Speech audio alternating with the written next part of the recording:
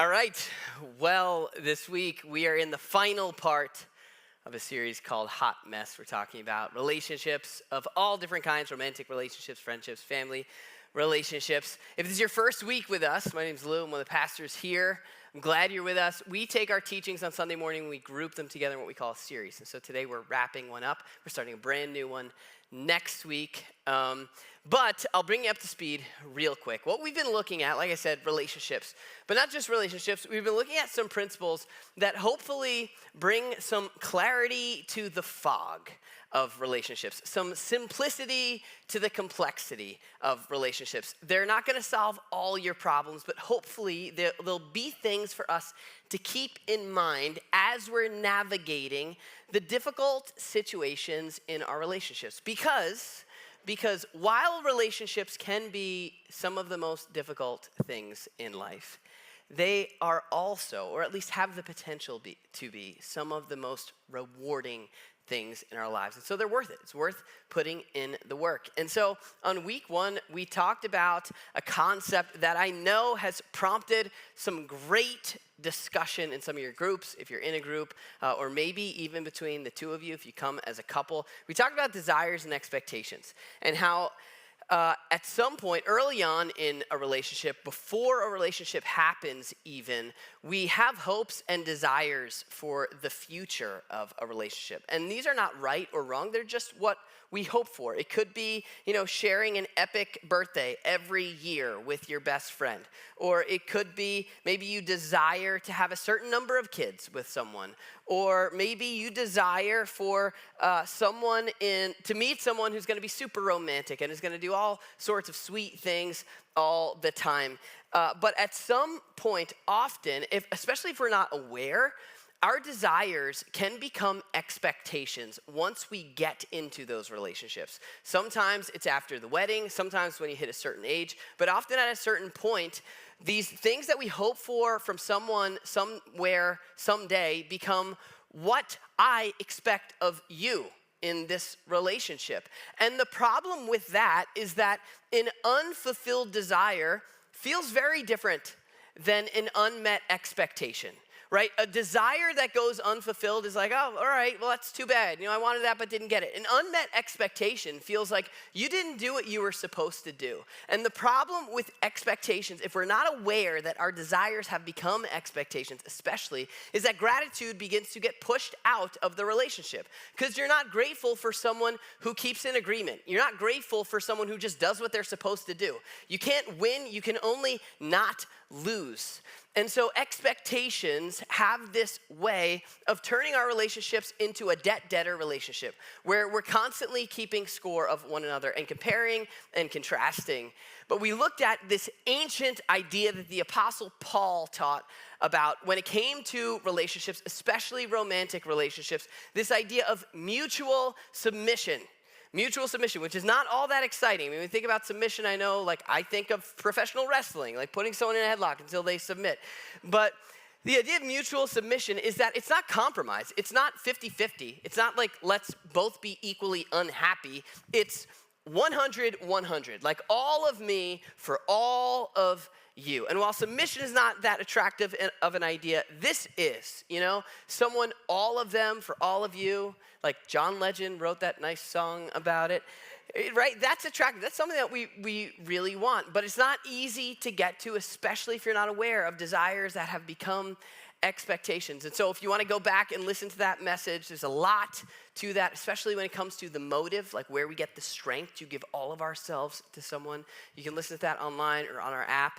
The following week, we talked about how because people are different, because we have different needs, because we've been wired differently, because we're just not the same, healthy relationships are not copy-paste. They're custom-built. They're not one-size-fits-all. What works for someone might work really well, but might backfire for somebody else. And so it's important that in especially our most meaningful relationships, that we become students of the other people. Or we could say that loving well requires learning well, asking questions, talking about when they feel respected and when they don't, when they feel loved and treasured and pursued and when they don't, becoming curious about what it's like to be on the other side of the relationship.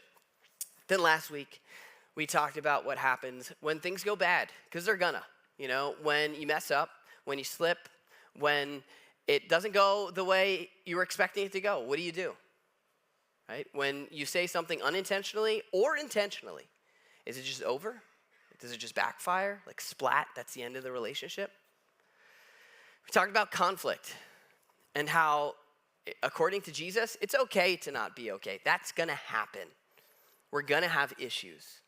But it's not okay to stay that way. Followers of Jesus are the kind of people who do the hard work to restore relationships because people are worth it.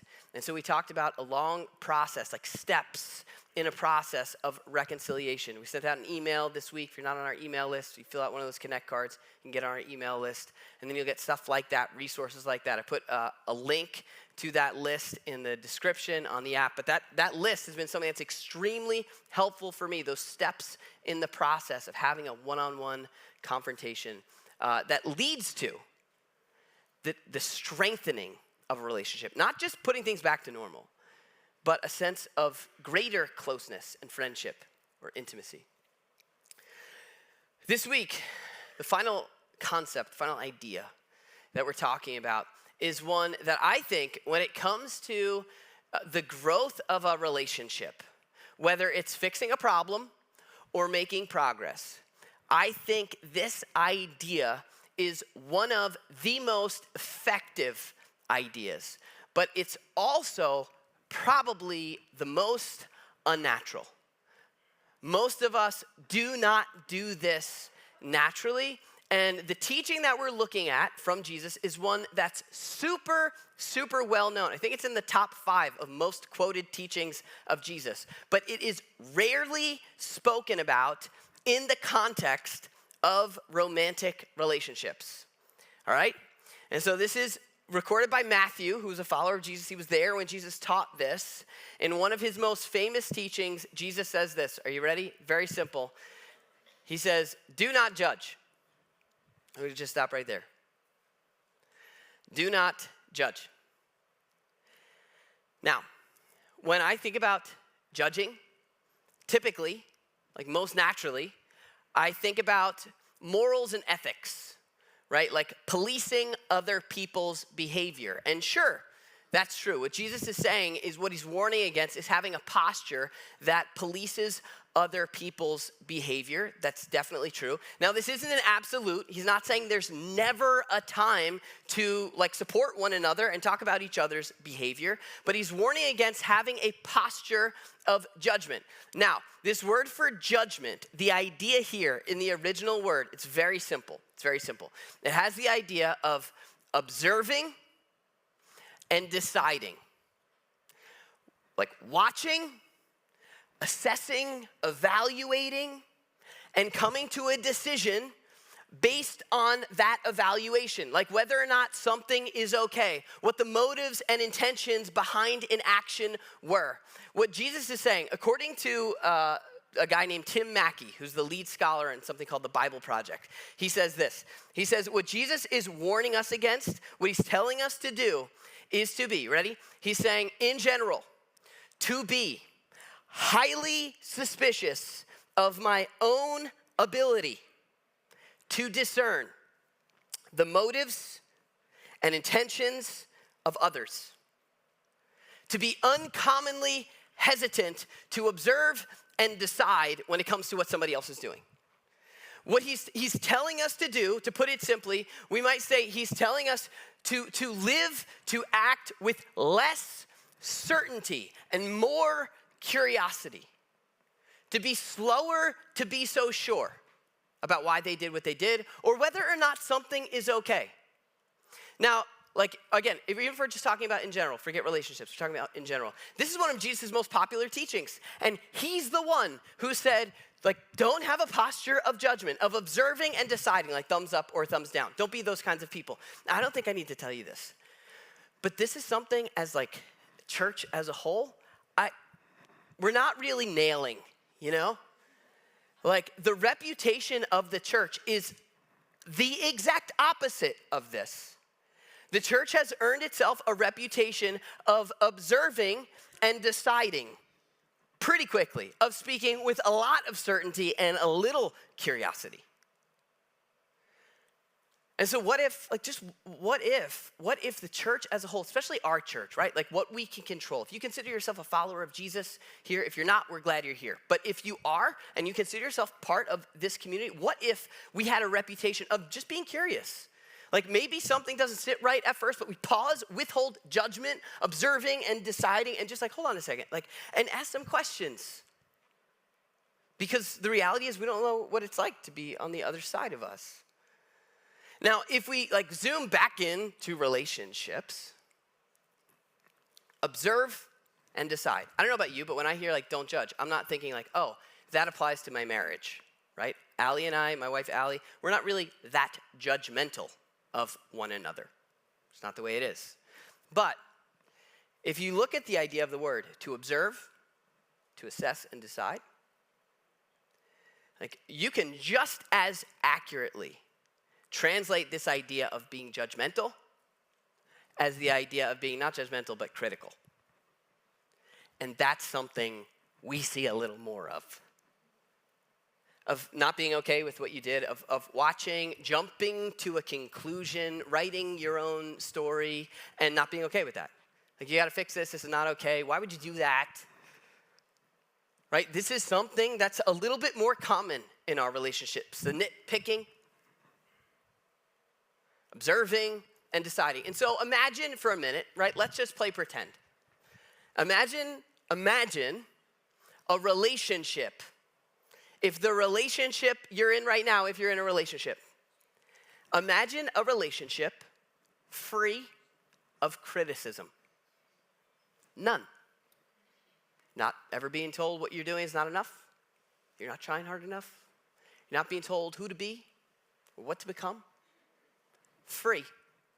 Just imagine what that would feel like. And maybe that's totally unrealistic and it can never happen. But just picture, if Jesus stepped into your relationship and said, don't be critical of one another. Allie and I read this book together years ago. And in the book, there was this 30-day challenge. And on day one, the challenge was, don't say anything negative to the other. And we were on day one for more than one day. Because it's hard. It's natural. It is natural to observe and decide. We do this naturally, which is why Jesus is warning us against it. Like, press pause, stop, don't jump to a conclusion. Don't decide what the motives and the intentions were behind what was just said or what was just done. Observe and decide. And then he goes on here in the passage. He says, do not judge, you ready? Do not judge, or you too will be judged. For in the same way you judge others, you'll be judged.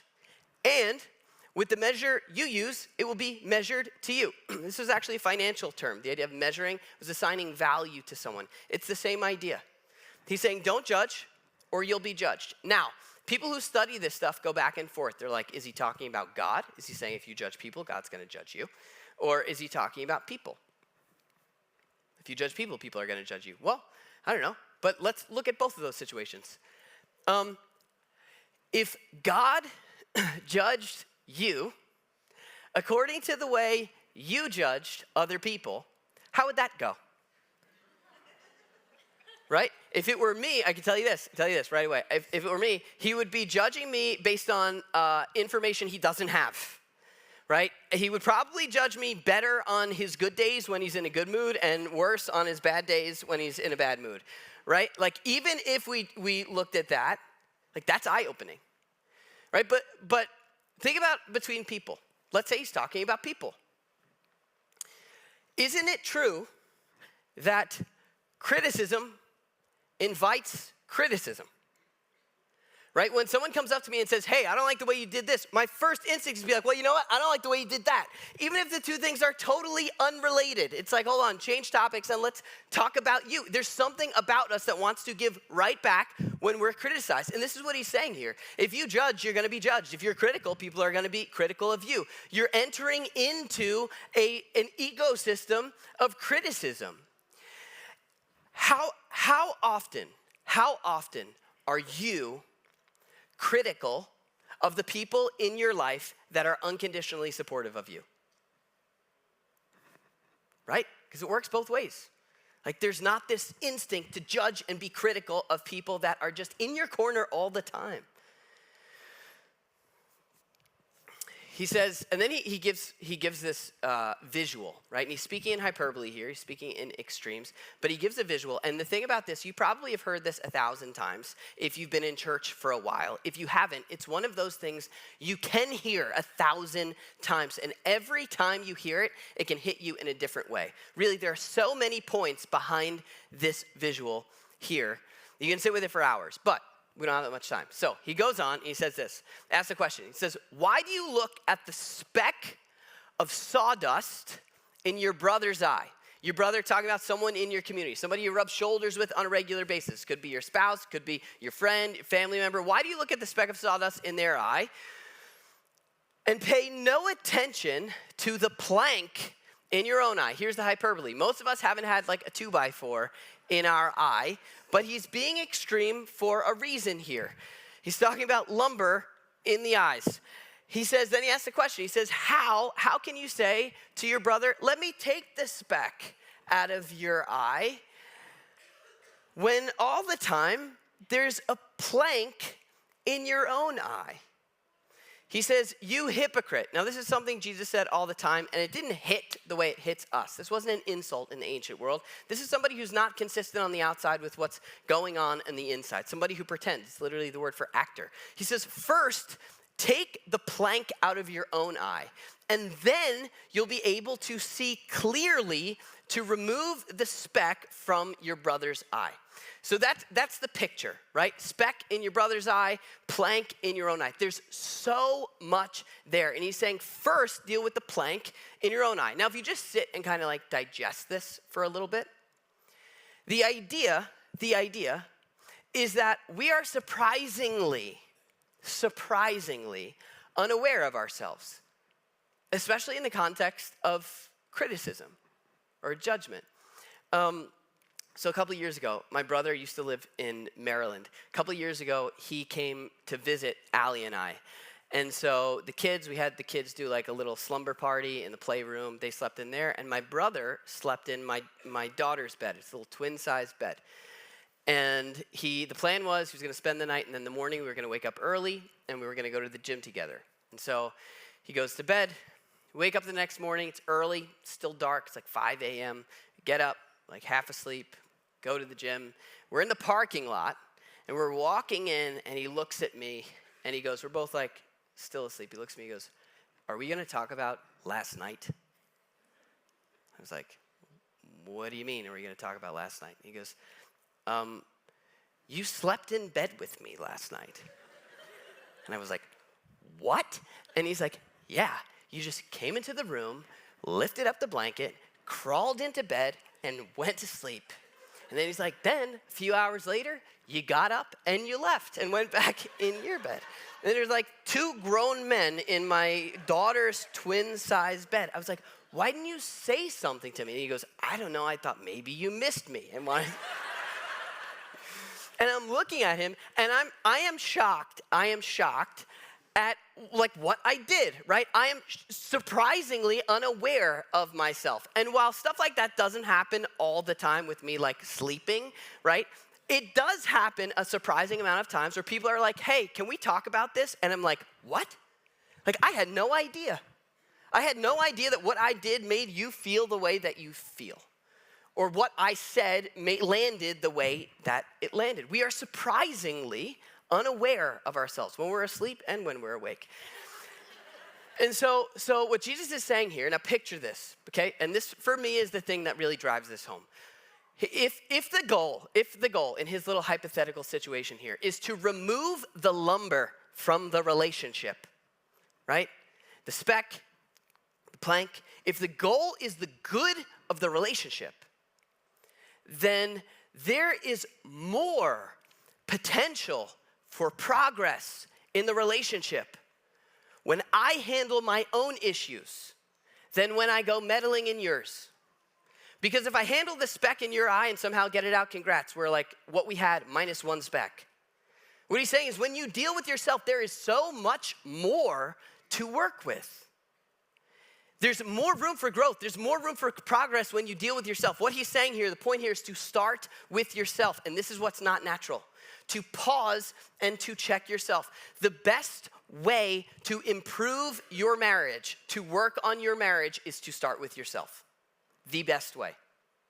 It's not just nice, it's the most effective. And no, let's play pretend again. Imagine a relationship free of criticism, where both sides are totally devoted to working on themselves. Like that's a little more realistic. The best way to improve your relationship is not to focus on fixing them, but on who you're becoming. On who you're becoming. And that's true of marriage, but it's also true before you're married. If you're single and you hope to be married one day, the best way you can prepare yourself for marriage is not to focus on finding them, but on who you're becoming. And this isn't just nice and idealistic, it's insanely practical, right? Because the kind of person you're becoming will determine the kind of people you're attracting. I read a story in a book a few years ago, and it's rough. It was advice from a parent to a daughter. It's rough. It sounds kind of mean, but it's totally true. So it's not parenting advice, but the point is true. There's a girl who's in her late teens or early 20s, I'm not sure. She decided to take like all her standards and just put them aside. All her values, put them aside. And just go live it up for a while. And she figured at some point she'd kind of, get it back together and then go be a responsible adult. But for this window of time, she's going to do whatever the heck she wants. And so she did. And while she was doing that, she met a guy who was just amazing. And this was the kind of guy she wanted to be with for the rest of her life. He had standards, he had values, he lived by those values. The trajectory of his life was up and to the right. And she goes home and she talks to her mom, and she's like, this guy, I think he's got the potential to be the one. I want him to be with me. I think whatever. And the mom looks at her. And again, this isn't like parenting advice, but it's true. She says, guys who are doing what he's doing are not looking for girls who are doing what you're doing. The kind of person you're becoming will determine the kind of people that you're attracting. And so the best way to prepare for your future relationship is to start with yourself. To not worry about finding, but on who you're becoming. Because you know what? If your relationship before you have it is all about finding, once you find that person, that marriage is going to be all about fixing. Unless you learn to start with yourself and make the focus on who you're becoming. But that's not natural. And so that's why Jesus says this. There's this other idea here in relationships. And the idea, there's a theme in the passage. If you're somebody who likes to study the Bible, right? Or even if you're not, you might want to try this. You go find this passage in Matthew chapter 7, print it out, and then just circle words you see over and over again, or underline themes you see over and over again. What you'll see is that different things jump out to you at different times. And one of the themes in this is vision, or distorted vision, limited vision, right? Like even if you just think back to what I just read, there's a speck in your eye, there's a plank in my eye. It says, why do you pay attention? Why do you look at the speck and not pay attention to what's in your eye? He says, remove one thing and then you'll be able to see clearly. There's a speck of limited or distorted vision. The idea here is that if judging is observing and deciding, the observing part we're not all that great at. And so the decision is often not all that accurate. We are more confident than we are capable when it comes to judging, when it comes to criticizing. Just a little while ago, actually last week, I was on YouTube and I got sucked into this rabbit hole. I found this guy's channel. It was fascinating. He is blind, and he's been blind since birth. He's never had any kind of vision. And his whole channel is just dedicated to answering questions about what it's like to be blind. And you know what's amazing? I would have thought that I knew what it was like to be blind, right? Just like close your eyes and you see black and you try to like picture what's around you. Maybe you hear, try to like feel. But for over an hour, I was listening to this guy explain it and my mind was blown. Like, so one thing he said is that he doesn't just not see, he has no concept of vision, none. He doesn't picture things in his mind because he doesn't have vision. He's never pictured anything. He's never seen anything. He talked about colors, and he's like, I know, this man's in his 70s. He's like, I know what colors are because they've been explained to me, but I have no concept of what that means or what it's like to see color. He's like, I know that white is none of the colors and black is all of the colors. Like when he closes his eyes, he doesn't see black. He doesn't see anything, nothing. He's like, I know that fire is red. I know traffic lights can be red. I know ice is blue. I know the sky is blue. He's like, I know that water is clear. I don't know how that works. But he just had no concept of it. And listening to him describe that was fascinating. You know what else he said? He's like, depth perception. He's like, it makes no sense. It's like, I just don't understand how you can look at something and your eyes can tell you how far something is away. He's like, the way it was described to me, things that are further away are a little bit smaller, so that's how you know. But how do you know they're not just a little bit smaller? Like, he just had no idea how that could even work. He said, he's like, I understand clay and molding objects out of clay, like a car. He's like, that makes sense. If you want to take clay and try to make a miniature version of a car, one thing's three-dimensional, the other thing's three-dimensional. He's like, but I have no idea how you can possibly represent something that's three-dimensional on a flat piece of paper by drawing it. Like by using lines. How does that even work? It's like, I don't get it. And no concept of that. And I could just listen to this guy talk for hours. I'm like, man, I had no idea. And I shared it with Allie. I'm like, listen to this guy. He's unbelievable. It's amazing. I had no idea what it's like to be blind. And Allie said something interesting. She's like, you know, there should be channels for that with other things that people don't understand. Where someone could just talk about their experience and be like, this is what it's like to be me. I think we'd realize that there's so much we don't know. And maybe we'd be a little less confident in our judgments and criticism of people. Because the reality is, we have no idea what it's like to be on the other side of us. Like, I have no idea what it's like to be married to me. I don't.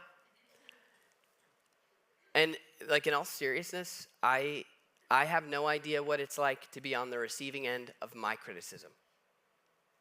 I have no idea what it's like to be on the other side of my emotional distance. I have no idea what it's like to have to live with me when I'm in a bad mood. I have no idea what it's like to get me angry. I have no idea what it's like to be on the other side of me. And if we were a little more intentional about reminding ourselves of that, I think we would be a little bit quicker. I would be a little quicker to check me, and a little slower to check you. Like a little slower to observe and decide, to be critical, to look at what you're doing and decide whether or not it's okay, and what your motives and intentions might have been behind that. I think what this comes back to,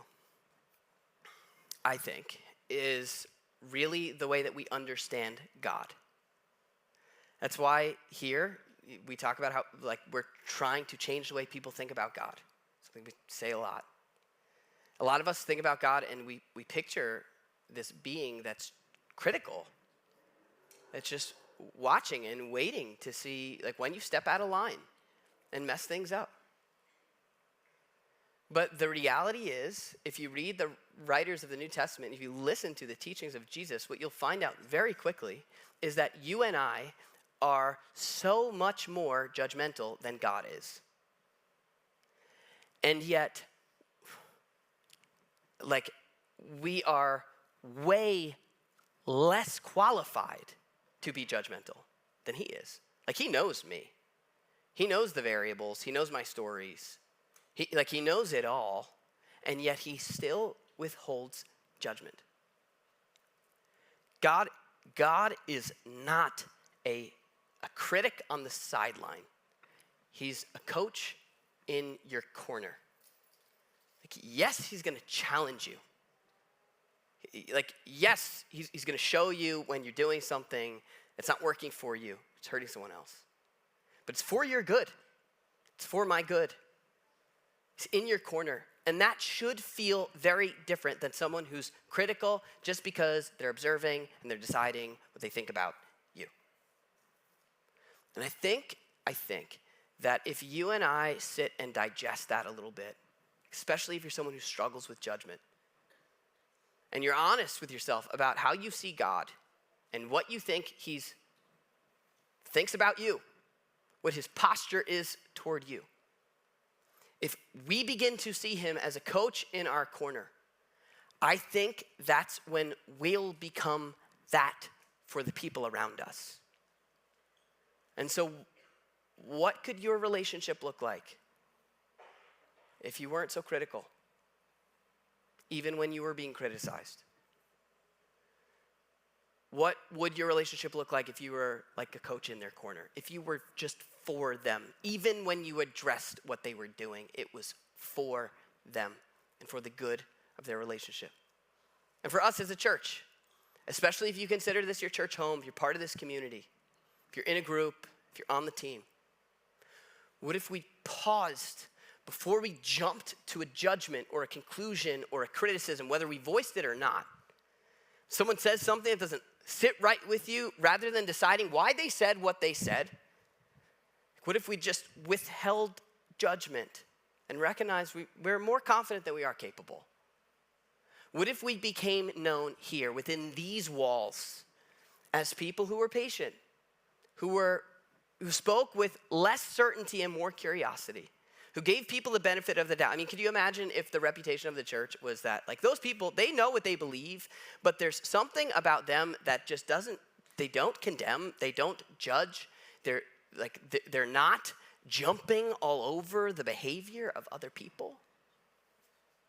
I think that's what Jesus wanted for us, for his followers, when he taught this.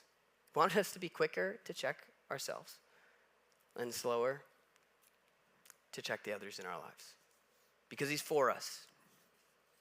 Because he's a coach in the corner, not a critic on the sideline.